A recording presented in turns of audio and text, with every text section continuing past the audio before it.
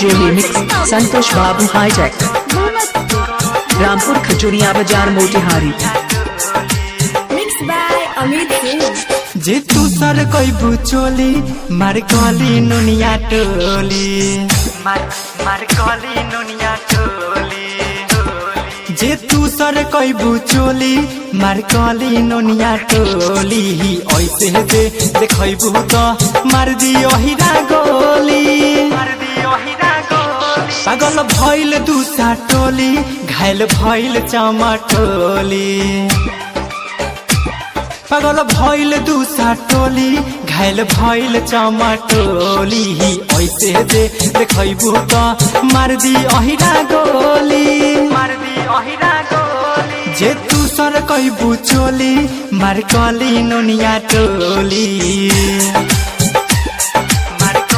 DJ remix Santosh बाबू hi tech Rampur Khajuria बाजार मोतिहारी।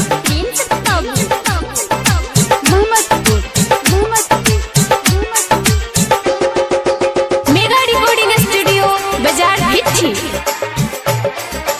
गोरे गोरे गाल पजिला गइल हिल नागिन जैसन चाल पजियल भइल मुस्किल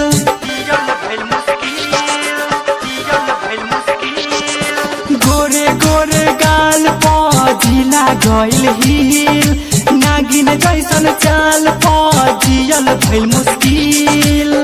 होठवा के लाली देखी कानवा के बाली देखी गलिया गुलाबी देखी रानी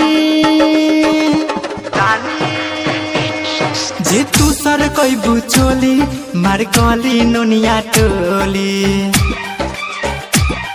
जे तू सर कहबू चोली मार कली नुनिया टोली ऐसे जे देखबू तो मार दी पहिरा गोली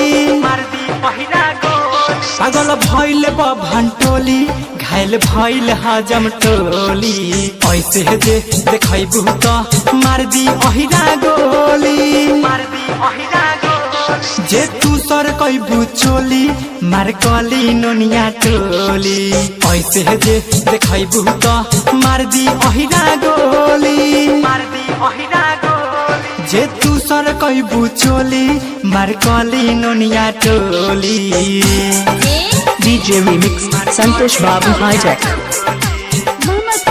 रामपुर खजूरिया बाजार मोतिहारी। राइटर सुमित अजय से आके गोरी मिल अमित आयुष राज के दे दो अपन दिल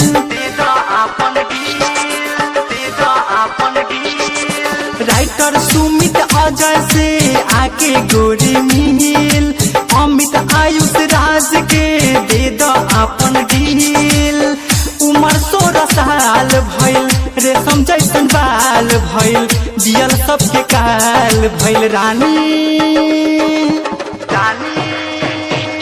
जे तू सर कहबू चोली मार कली नुनिया टोली जे तू सर कहबू चोली मार कली नुनिया टोली ऐसे जे देखबू तो मार दी पहिरा गोली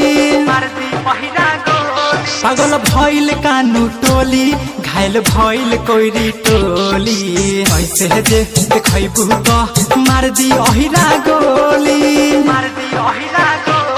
जे तू सर कहबू चोली मार कली नुनिया टोली ऐसे जे देखबू तो मार दी अहिरा गोली। रामपुर खजूरिया बाजार मोतिहारी।